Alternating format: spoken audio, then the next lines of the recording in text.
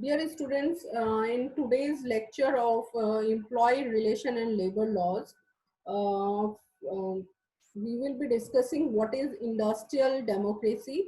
This topic is from Unit 1.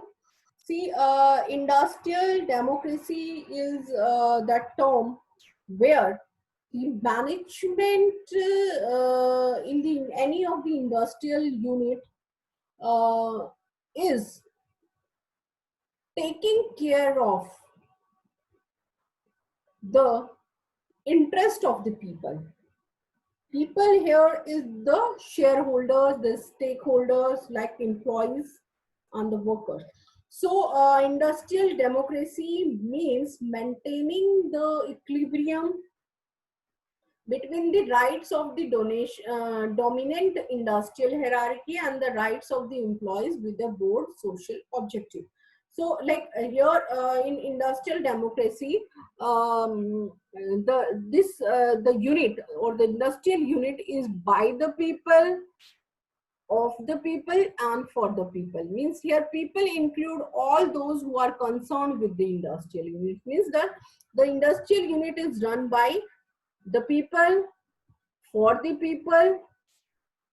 Clear? And this is what the industrial democracy is. Means like here all the rights are given to the stakeholders and for the various social objectives, so that the industrial hierarchy cannot get dominated. So now if we talk about the silent feature of industrial democracy. See, these are the features of industrial democracy. Like here, workers are treated as partner in the organization and are given an opportunity to participate in the management decision making. Like in the previous lecture, which we have discussed, that what is employee participation or participation in management.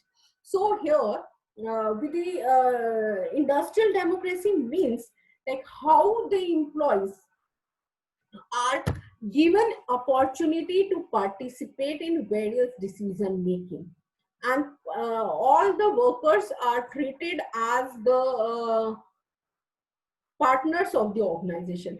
Another feature of industrial democracy is the various methods through which we maintain industrial democracy can be introduced are work committees, joint management council, and suggestion schemes. Like these two words, like work committee and joint management council, we will be discussing in the second unit of this subject. Then the third feature are like workers are generally allowed to participate indirectly through their representative. That representative may be the employee representative or the union representative, and this participation is restricted to certain aspect of management only.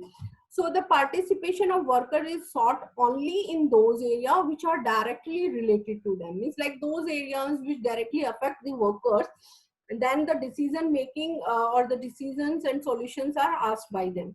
Then the morale of the worker is boosted as they have an effective say in the working of the enterprise. Means like if when the problems of the workers are heard and they felt like as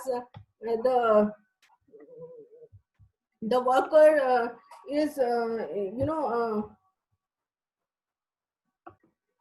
so the morale when the morale of the employees get boosted, then they work in an effective manner.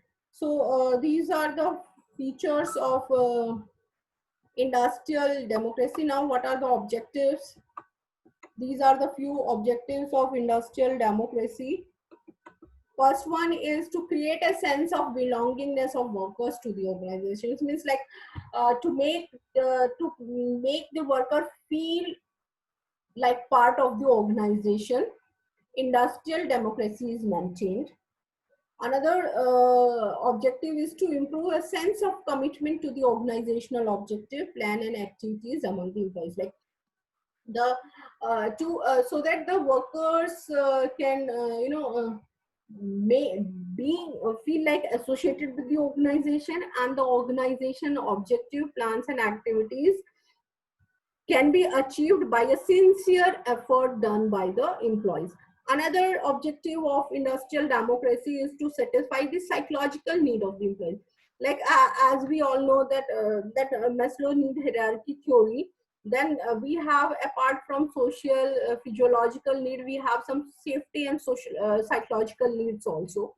So that needs are fulfilled by uh, like feel making employees feel like important to the organization, and that can be done through industrial democracy.